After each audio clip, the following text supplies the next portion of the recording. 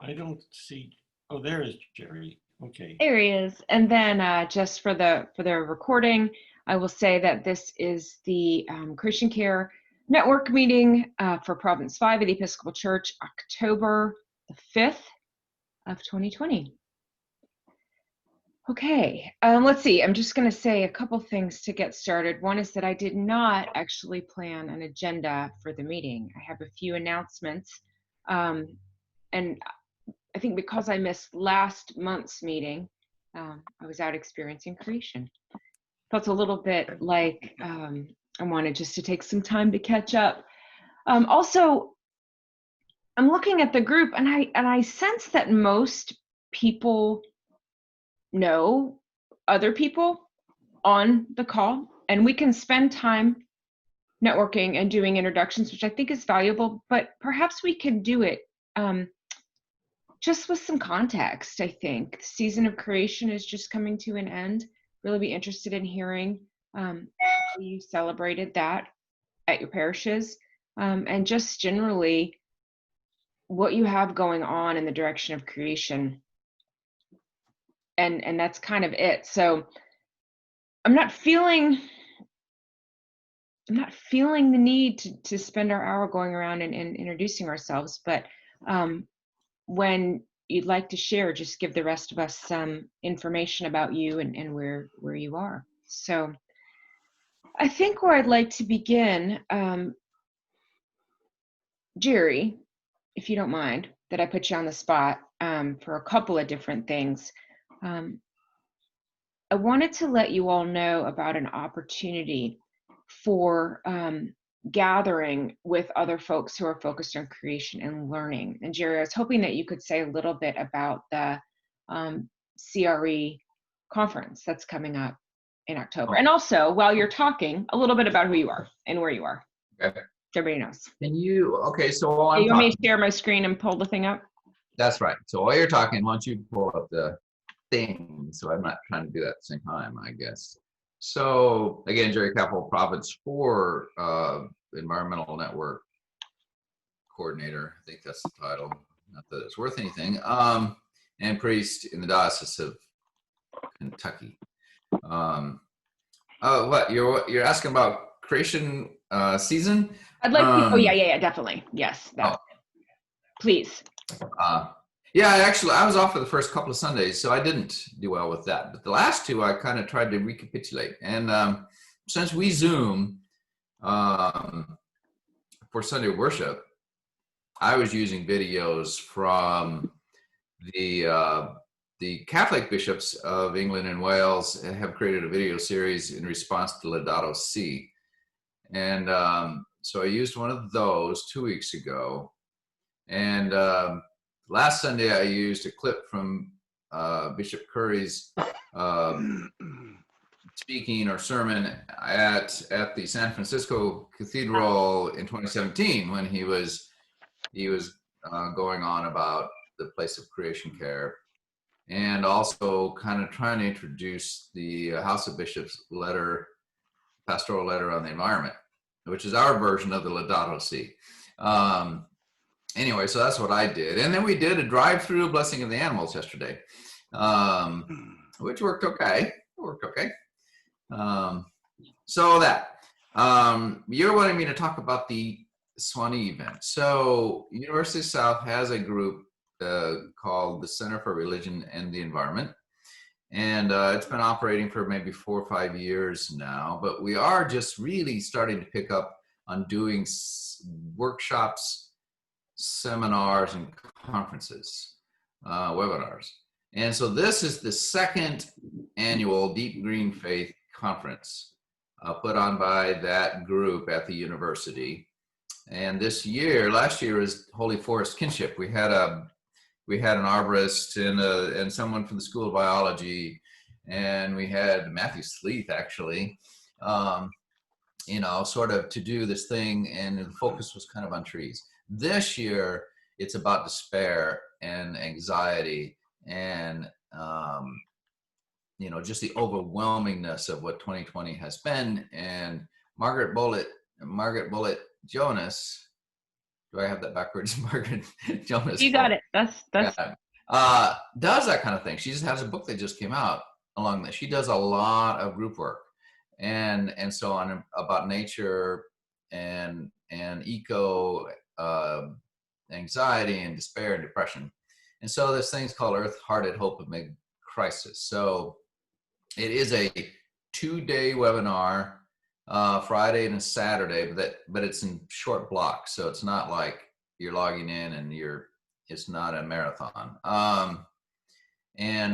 Catherine just pulled up the promo page with the registration button. I think it's like, what is a registration? I'm not even sure. $56 or something. There's some fee there. $59. Yep. It'll be broken up. She will do a plenary. There will be question and answer. There will be small group experiences. And we're going to close with a worship, on Saturday at 4:30. So it's that kind of deal. So it starts Friday evening and then kind of blocks its way through Saturday in 3 different sessions. So anyway, just letting you know that. But also, maybe the thing to say here is probably if you like to follow groups are, within the Episcopal circles and are interested in what we're interested in, you probably ought to subscribe to CRE so that you get notices and the like. So if you haven't, we ought to put that out there. And that's the best thing, is that then you would know whatever we're putting out there. So Catherine and I are both on the board. And so we need to provide you guys with that update to subscribe to the Facebook page, follow the Facebook page.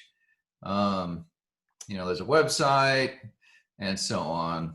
On the spot, Anyway. I'm trying to find the place to sign up for the newsletter, but here's the website. Yeah, the newsletter, right. It should be like in this section. I'm hoping if you click on the in this section, that orange button up there, which is a university protocol, which I dislike immensely. You have to click on that orange button to get the menu set that you want. And that's because they're trying to make uniform all of the pages on the university site. That's why that happens. But there is a subscribe button there. And there it is. So that's probably the single best thing you can do. And if you get to the website and you're intrigued by it, Jerry said, we're both on the board, always looking for action partners. I mean, our board has subcommittees that are doing different things. We focus on the theology of creation care. There are many, many groups out there who do the action work. So if you're action oriented more, this may not be your area, but I think our group has a sense that undergirding the action with very solid theology and speaking that language as the church is critically important. So that's kind of our area. So either Jerry or I could give you more information about that. Did I do that justice, Jerry? You did. You've taught me and well. Spirituality is the other word I'd throw out there. Yes, thank you. Spirituality. Yeah. Sort of that contemplative prayer or spiritual practice or community, church community practice, of reconciliation and creation. That stuff is our chosen focus, because we just feel like there's 10 times as much politically active groups as there are those focusing on theology and spirituality. So we just kind of chose that direction. Anyway. Thank you. Okay, that's it. I appreciate it. And I'm going to, since I'm eating lunch, I'm going to kill my video and eat. Okay. Moving on. So let's see, where to next? I will say, since I'm calling on everybody else to talk about their own experience with the season of creation, before I move on, I'll say, for those of you who don't know, I'm at All Saints Episcopal Church in New Albany, Ohio, which is basically Columbus, Ohio. We are not a particularly progressive parish. So the fact that we changed up the prayers of the people, did some stuff outside, was a huge victory for us. I considered it to be, for the season of creation. Blessed our gardens yesterday. Personally, just on a side note, I had the opportunity to preach twice in the season of creation. Once I blame Elliot for, because I don't know, I came to a meeting, about the end of the meeting, I had agreed to do that last weekend. I got to visit Elliot's parish, which is the polar opposite of my parish, very open about where they stand on social justice issues. And it was just a very wonderful experience to be there. So that was my experience with the season of creation. So I will just set that aside and share with you guys one other announcement I wanted to share. And this comes from Heather as a reminder to, she reminded me this morning to share with you guys. So I'm going to share my screen again really quickly. Can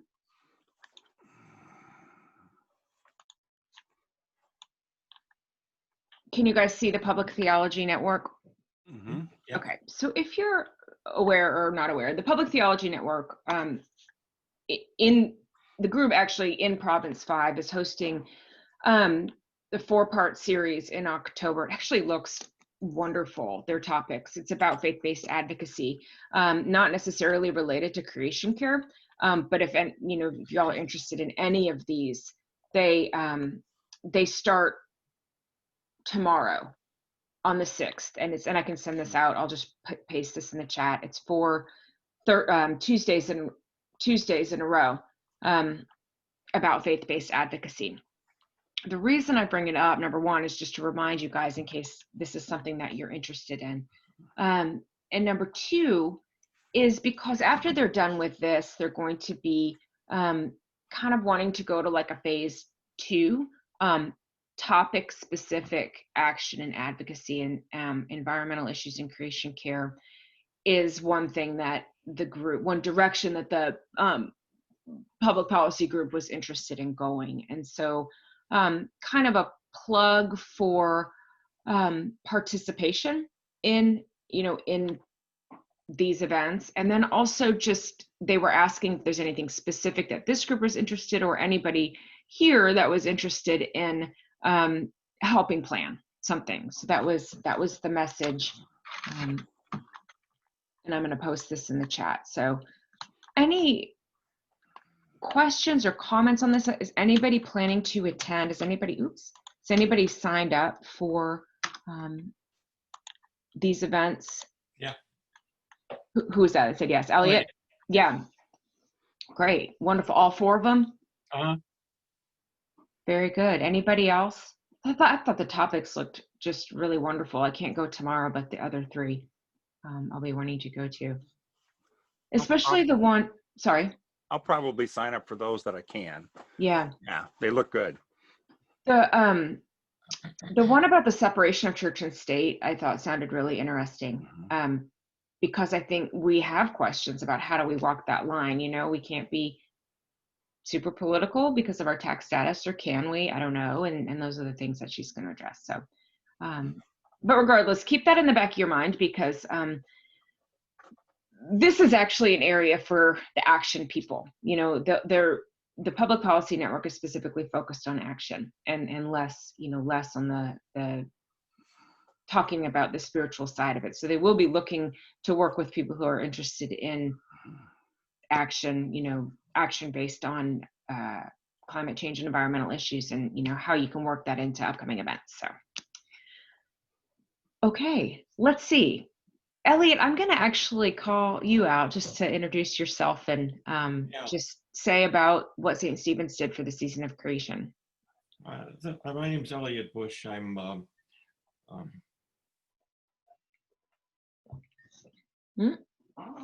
Oh no, is that me or is that Elliot? That was Elliot. Okay. That's Elliot, yeah. All right. Moving on. That's Elliot. Hopefully he'll come back here in a minute. While we're waiting for Elliot to come back, I want to apologize, because this is actually specifically directed at the folks in the Diocese of Southern Ohio, but as long as I have 4 of you on the phone with me, one thing that's going to be going out in our e-newsletters in the coming weeks is an invitation to participate in an action team on diocesan level that I'm going to lead, focused specifically on environmental justice tied to our beloved community work. So file that away as something that either you might want to participate in, or Okay, I'm back. oh, he's back. Okay, or somebody that you know might want to participate. And that group has been meeting on Friday mornings at 10. If that time doesn't work, it's fine. But essentially, it will be, bless you, Jane, a diocesan action group, kind of framed in beloved community. So watch your emails. Elliot, you're on. Okay, I'm sorry, and I got to take my computer into the shop. It keeps dropping the Wi-Fi. Yeah, my name is Elliot Bush. I'm a retired United Methodist pastor who goes to St. Stephen's and has been an active participating member in 2 Episcopal parishes, both associated with my son, Carl Stevens, since we moved to Ohio. I am the convener for a creation care team at St. Stephen's, and we had a meeting really in the week, in the first week of the season of creation, and in which we talked about what we could do, and as Catherine said, we're kind of the opposite of her church. The church is so progressive that nobody had any questions about what we could do. So we actually did a number of things. We on the spiritual side, on the blog, I would post the devotions that were written by the bishops every week, and then for worship we had 4 guest preachers. Me being one of them, Catherine being another one, covering whatever topic in creation care really that they wanted to cover. So I covered sustainable living, and Catherine, what did you cover? For gardening. Oh, who knows? Nobody was listening. Gardening and a bunch of other stuff, and then we had I forget his name. We had the deacon at Trinity speak on St. Francis yesterday, and our deacon did one of the sermons, and I can't remember what she focused on either. But at any rate, it was, you know, the whole service was focused in that way, and we had so that I think the congregation has a good idea of what's going on. At the moment, I'm working with another team at church where I'm just a member, that basically does promotions or promotion, and we're going to get some banners hanging out front. One for Black Lives Matter, one for Gay Pride, and I'm going to include one for creation care.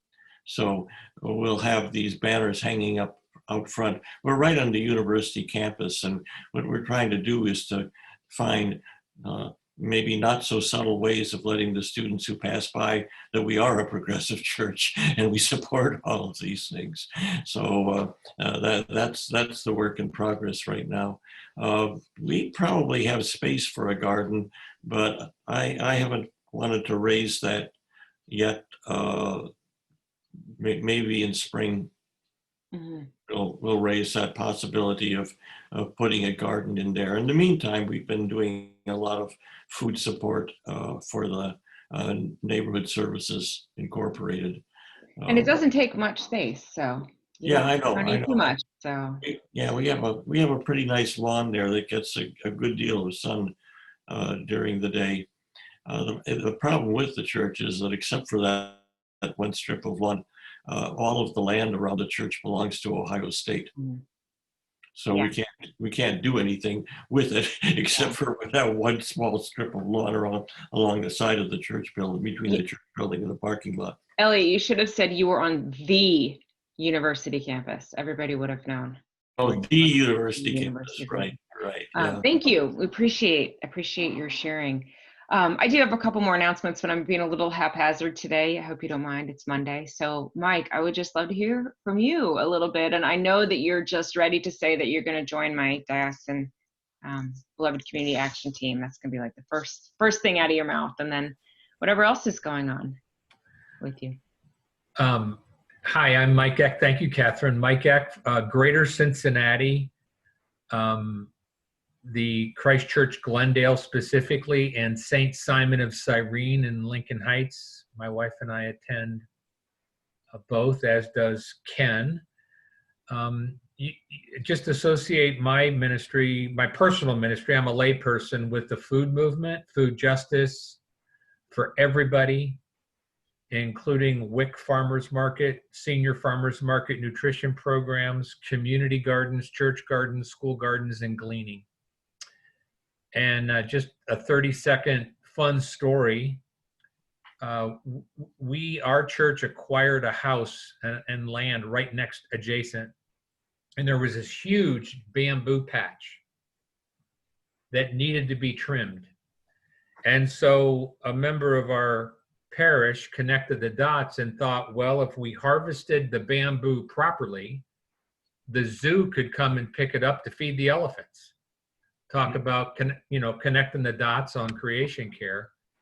So that happened 2 weeks ago.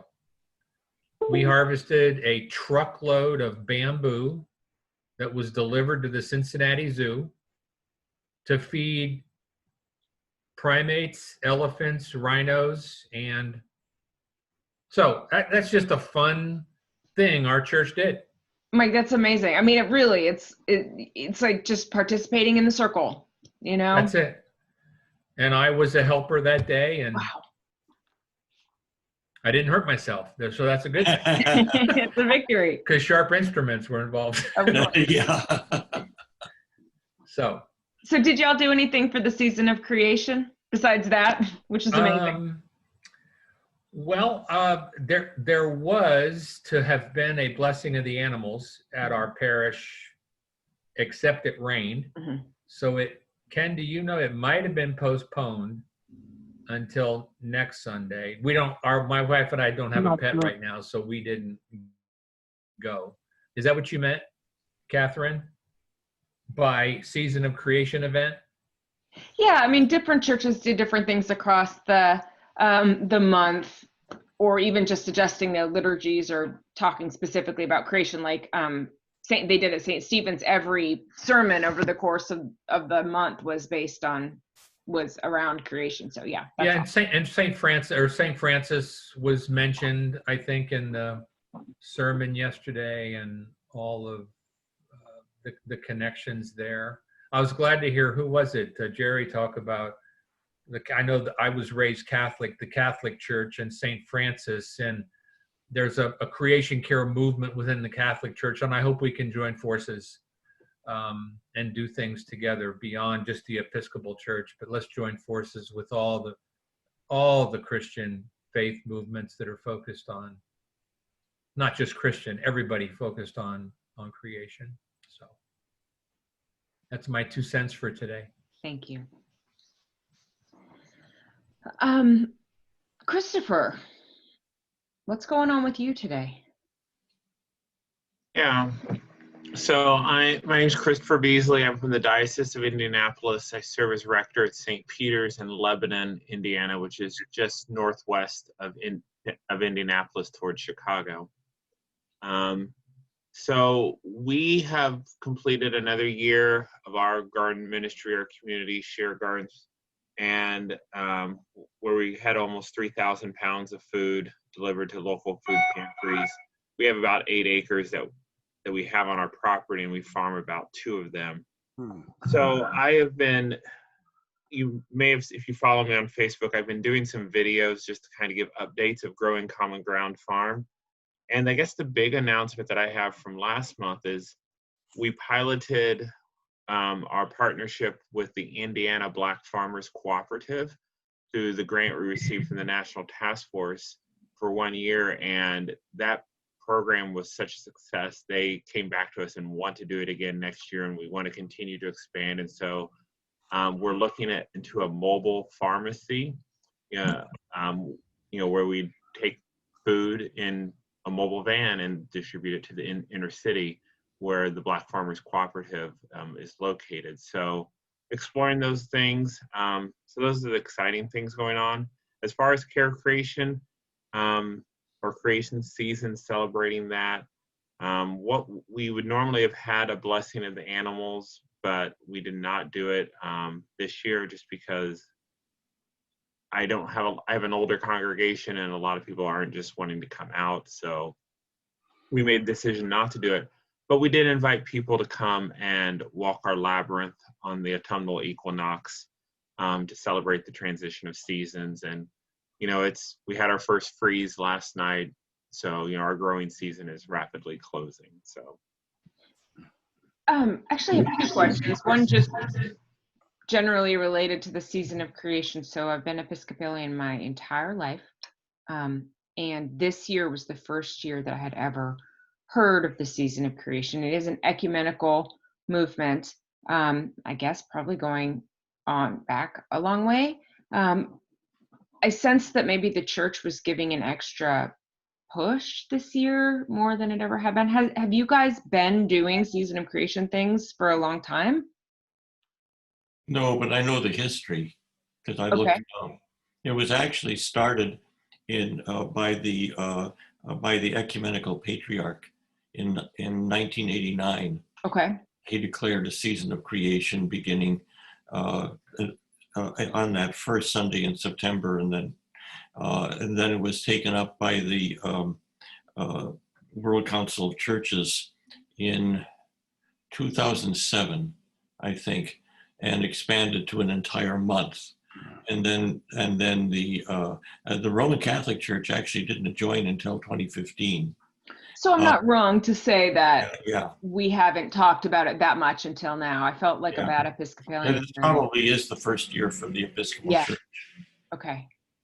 Ken, I know we can't see you right now, but I was hoping you could introduce yourself. And I also wondered if you'd take just like a minute and tell just a little bit about the solar project, if you can hear me. That I know you guys, I've mentioned in the past that a project I've been working on is to bring solar panels to Episcopal churches in Ohio. Ken is on the team with us. And I just wanted Ken to say a little bit about it because of how possible it would be for you guys or for somebody in your diocese to consider this yourself. So Ken, are you there still? I am. Can you hear me? Yes. Okay. Yeah, I'm doing this by phone because my internet connection is not reliable also, and it drops me off all the time. Yeah, as Catherine said, we here in the Diocese of Southern Ohio got a group of people together last fall, more than a year ago, and have since been working on a project to try to allow churches to go solar. And, you know, that's always a problem for nonprofits in general and churches in particular because there's a big chunk of money up front and you don't get any tax advantages. And so we have identified workarounds that a lot of nonprofits use, which is called a power purchase agreement. Basically, you hire somebody to buy the panels and put them up on your property, and then you just buy the electricity from them. And so there's no upfront cost to you because this other entity takes that and they get money back from the electricity that you're buying. And if you work it right, they get a return on their investment and you get your electricity at a reasonable price, which we think is going to be very close to what we're paying now, maybe a little bit less. So it seems like kind of a win-win for us. And we're working with a company in California who's doing this, a couple other dioceses in the Episcopal Church, and I think they're hoping to get sort of an in with the national church to do it across the country. So we're one of the guinea pigs here. And we're crossing our fingers and impatiently waiting for the final answer. It feels like this was it Zeno's paradox, where the runner is approaching the finish line and he keeps going in half and half and half and never quite get there. But it's been a long time, and we're about ready. I think next month is when we hopefully will get the actual financial offer from this company to say this is what it's going to cost you, what you'll be paying, and what your savings are. It's not only are we going to buy electricity, but we're going to do some energy conservation measures as well. So there's some savings as well from there, as well as from the electricity. So we're going to be really busy in the next month or two. Talking to all our churches. We have about 30 sites. Some of them are diocesan properties, but most of them are churches who have signed up, expressed interest in this. And, likely that not all of them will say yes, but we're hoping that the majority will. And go from there, and sometime in 2021 actually do the construction and start having our electricity generated in these sites from solar. Yeah. So it's exciting.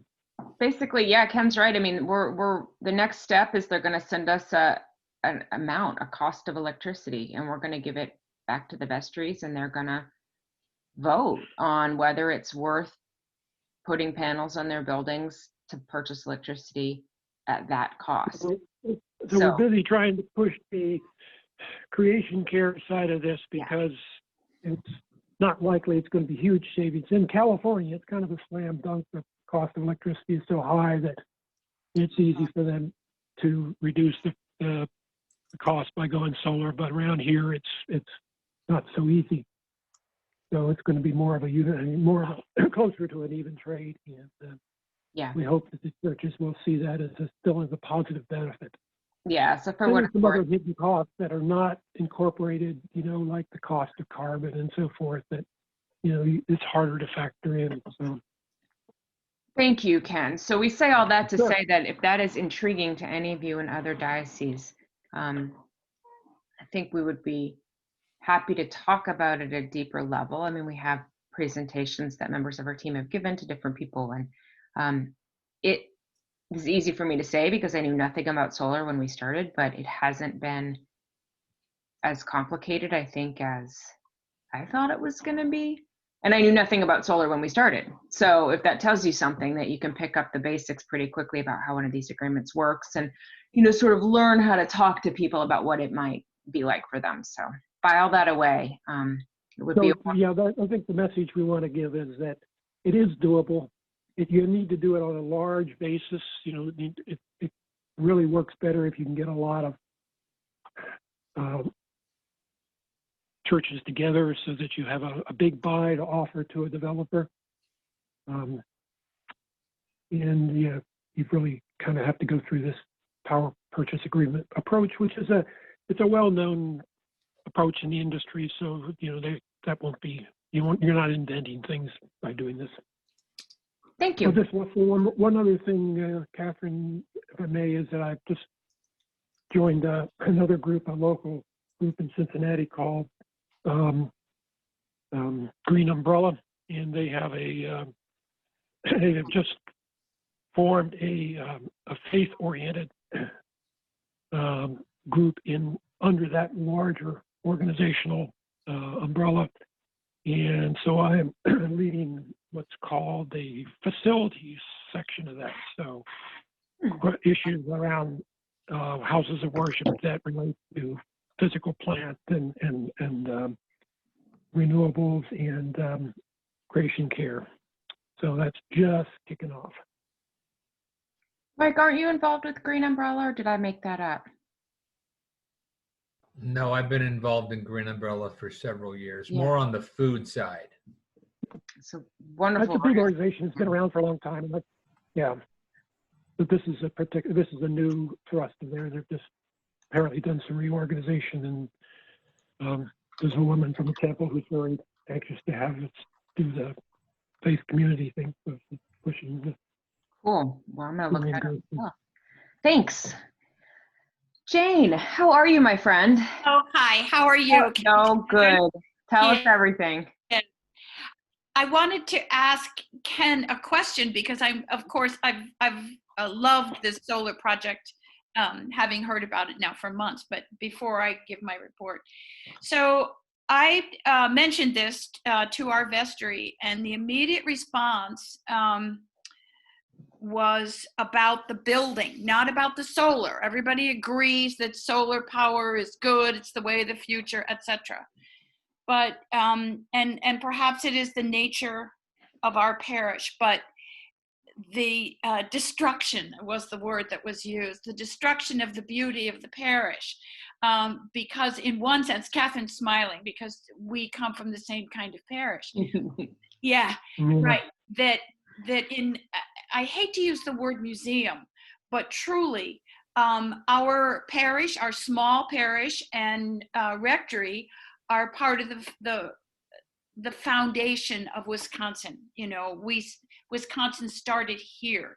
We have Hamilton and, you know, and Governor Dodge and all of these people, but it is the beauty of the parish that would be destroyed by solar panels.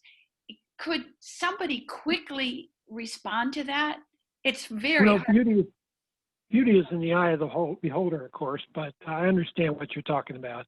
And there are ways, I mean, solar panels can be put in churches that are in historical districts and, you know, have covenants and all that kind of thing, if the conditions are right. I mean, you can put them on a flat roof, for instance, and they're hardly visible or not even visible from the ground. So that's the easiest solution to that if you have flat roof available. Well, we don't. Or they can be put somewhere in the back where you don't see them from the street. They can be mounted on the ground or over a parking lot. So there are ways. They don't have to be sitting on the roof where everybody can see them. Okay, It's so not. I keep going. You know, there is hope there. I guess I can say it's not an automatic, but you know, Depends on your geometry, right?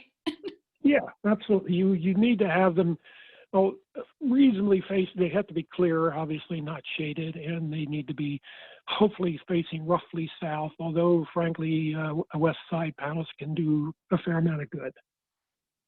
Okay, thank you. Catherine, we're seeing luck. the printout of your Apple Watch. I'm not sure.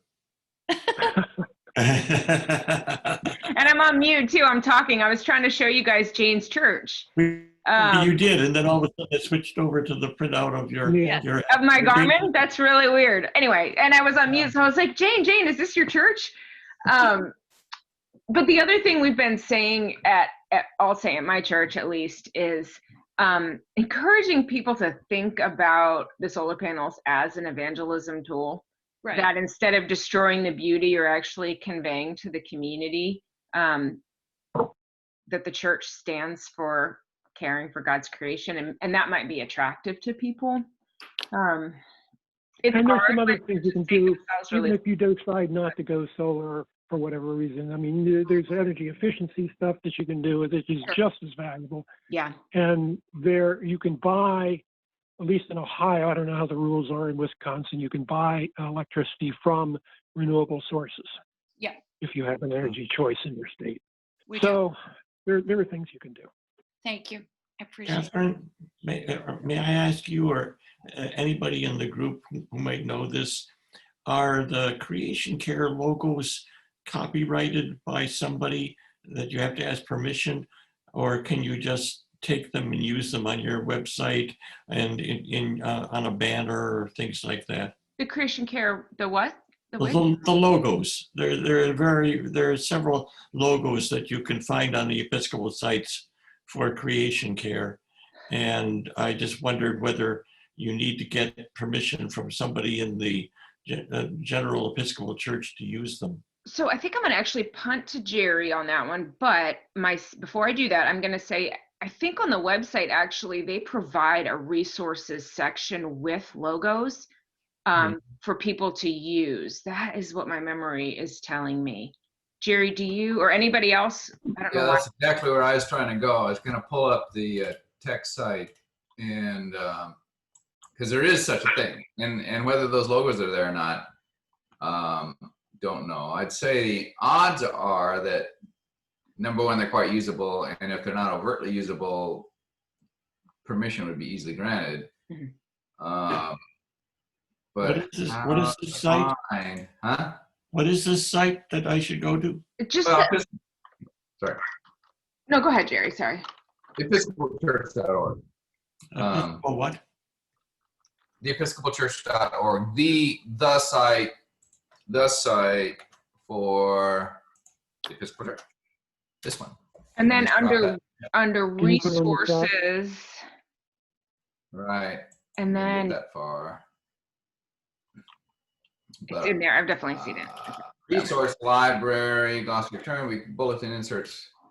And here we're guessing. Yeah. Shields, logos, and graphics. There we are. Oh. So, but that does mean that one's going to be there, but But also, I think I Um, would say that you could probably go to the Christian Care site, and as long as you didn't adjust them, didn't change the colors or change the sizes, and kept it, I would imagine that there would not be an objection if you maintain the integrity of the logo. It's Okay. been my experience that even changing the size and changing the proportions tends to be frowned upon, but keeping it intact, yeah. I guess, would be And all right. don't profit off of it. I mean, that's one of the big things about use of copyrighted material is if you're making money off of it. So I think though that I see here that this is all just the shields and things like Yeah, that. I don't see other things.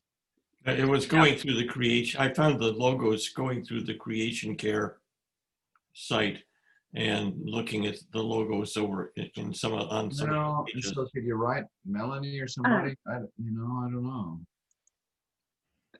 Okay, I want to just table that for a minute, make sure we have a chance to get to everybody, because Greg, I'm really curious that you're. Wait, I didn't Oh, give sorry, you- Jane. Go. You go. what I want to say is because Yeah. it's timely for us. We have for the last maybe 5 years given a wild and scenic environmental film Oh yeah. event in our city, and adults will come. They'll pay $10 to see the environmental films. Correct. There is no spiritual component to those films, and it's public. But what we wanted to do and have done is to get films for children, for school children, into the schools. And so we've invited kids, and we have, hundreds and hundreds of kids come through our opera house, our big opera house. Well, and in last year particularly, we did really well. And in Wisconsin at our diocesan convention, the environment has always been emphasized, except this year because our bishop is retiring, and that makes sense to me. But also this year, we have COVID. So how in the world were we going to put these environmental films into the hands of teachers and children? So we proposed to Wild and Scenic that they let us not have a big fundraiser thing and make money off of their films, but that we would actually be able to put those films directly into schools. So this is exactly what's happened. There are now 3 sets of films: a K4, a 5/8, and a high school set of environmental films. They're all short films, so maybe 5 films in an hour, something like that. And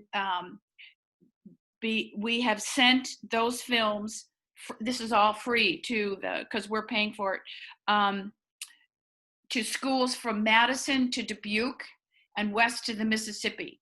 So, many, many districts where environmental films are going into the schools. Teachers can use them as they wish. They can use, if they want to use the K4, that's fine. If they want to use the 5/8, that's fine. They have links to all of that, and they have associated activities. Now, I do understand that may not be a spiritual activity for the teachers, but for me, it definitely is, because we're getting kids to pay attention. We're getting kids to see that, for example, if you live in Detroit, there's a business called Detroit Hives, and you can learn all about honey, and you can learn about bees in the city.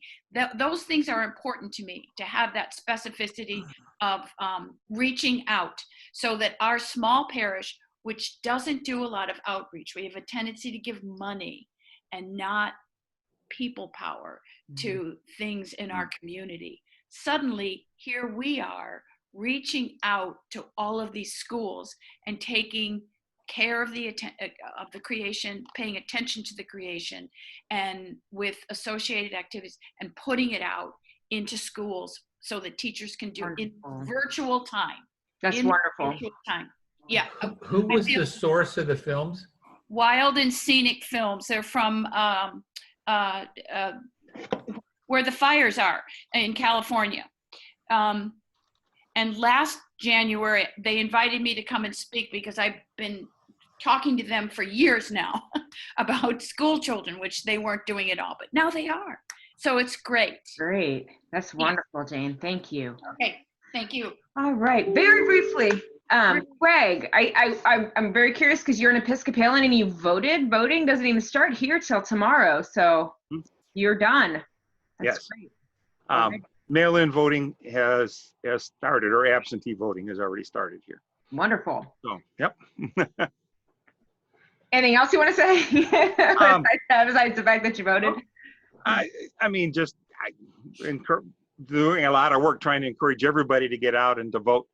And I know that there's things happening in many different states that are further restricting the ability to get your absentee ballot counted. So just encourage everybody to make sure you follow all of the directions very carefully so that they get counted.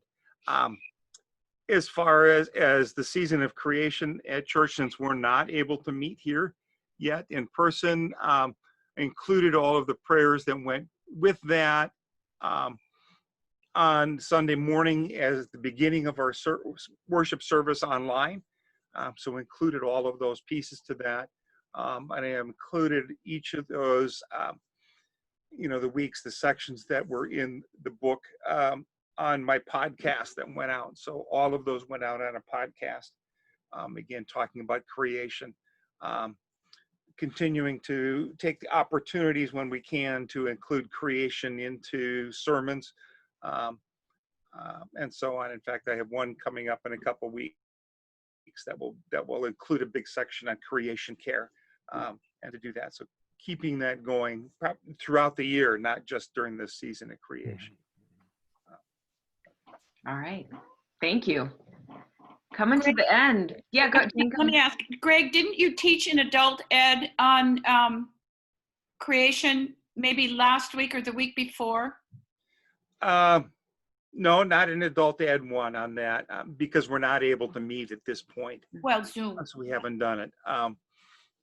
No, we're trying to put some more things together. I have done it in the past. Yeah.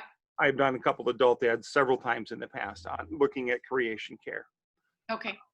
So, but that's the second one I'm trying to develop to get out and to use online to be able to do it that way. So, where are you, Greg?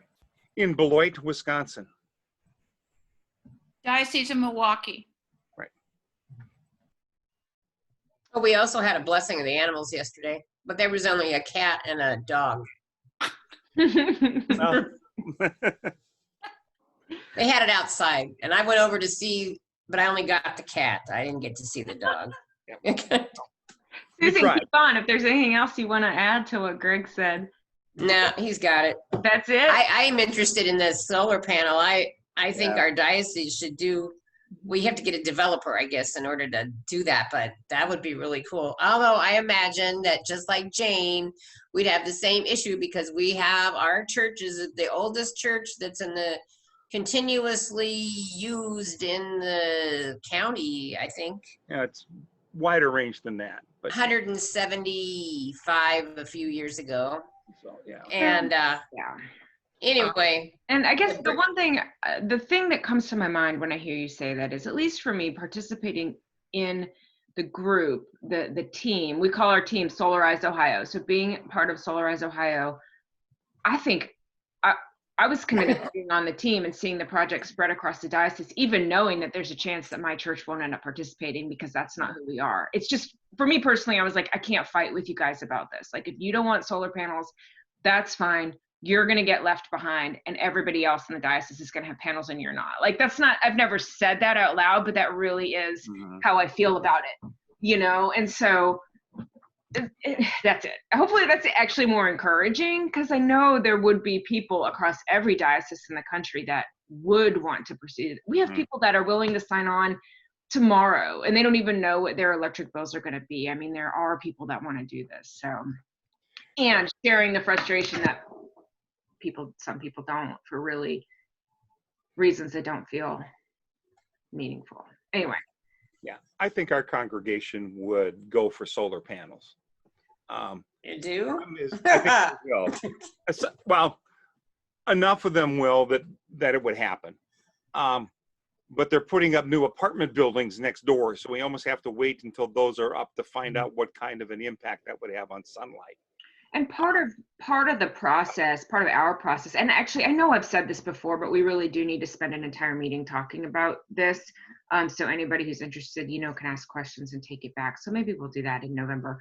But part of our process is we identify interested churches and then we send engineers to the building to evaluate feasibility. And after that point, they say, yes, this is feasible to go forward, or no, it isn't. So people don't have to know the answer to that question. They don't have to speculate whether solar is possible. It's like we have experts that are going to tell us whether it's possible or not. So, yeah, to that point, none of the churches have had a dime on. I can't hear you. Solar. yeah, Sorry, I'm using the phone here. Not to Catherine's point, none of the churches here that have signed up have really committed anything. I mean, they have not spent a dime on doing this so far. We've had the engineers out and going over their building. This is all paid for by the developer, and they're doing it on the bet that they're going to get money out of it. But yep. So it's, yeah. I want to get to Rick really quickly. Rick, I'm sorry we've taken 58 minutes and left you only 2. But, no problem. Thank you very much. Oops. Northern Michigan in the Upper Peninsula, and I serve at the Canterbury House of Michigan Tech. It's good to be with you all, and it's great to hear all the good work that's going around the province. It's always encouraging. For creation of care, I would say the season of creation work, our diocese is very small. It's similar to a large parish in the city. So what we do is a lot of diocesan ministry. So we have a UP Wild Church, which is an outdoor creation-centered worship community that's worshiping in the Marquette area, with hopes to have other groups throughout the Upper Peninsula that would be interested in meeting as well. And like most of you, we are not doing any in-person worship. So it's sort of, it's a strange place to be as far as, moving forward with new initiatives. So. But it's good to be here, and I'm glad to hear what's going on. Thanks. And there's the link to the UP Wild Church that Rick mentioned, very active, led by Lonnie Lanto, who comes into these meetings now and again. So that hour went by really quickly. Other questions or comments before we break? Be posting notes to the website. Heather does that, but there are a bunch of links there. And of course, feel free to email me if you have questions. Hopefully you took something away from what other folks are doing across the province and got some ideas for yourself. And that's. So if you wanted to do the solar panel thing, you had a developer, you said. So there's a link, a website or something on. For the one that we ended up choosing? Yeah, I mean, you went out and found a developer. We did. We sent out an RFQ and just had people, actually, and this is, I won't tell the whole story now, but this particular developer did not originally submit an RFQ, and we sort of fell into them on the back door, just learning that the Diocese of San Diego, I think is how we found out about them, had used them. And then they came to the table late and submitted an impressive proposal, and we decided to go with them. But one of the important things for us is that the the actual installer was a local company. I mean, it was important to our bishop and important to us that we created local jobs or supported local jobs. So, Right. so the actual installation work will be done by somebody here in Ohio. Okay. Great. Yeah. Well, we're getting a new bishop, so I'm sure we should. But we could get everything ready and You tell could, the bishop. right? The I three thought of so, us, yeah. the What- three what, of us Jay? could go. The three of us could petition through Yeah. page 8. We could actually start that now, Do you right? guys want to get together and talk about Yeah. it Yeah, we before, will. We do talk. Yeah. before the first Monday in November, or? Yep. Yes. Okay. Okay, I'll send an email. Ken, maybe you and Craig and I can get together with anybody who's interested and talk about it. Sure. Okay. Very good. That'd be Thanks, great. everybody. Yeah. Have a good one. Thank you. Talk to you later. Thank you. Bye-bye. Bye. Thank you.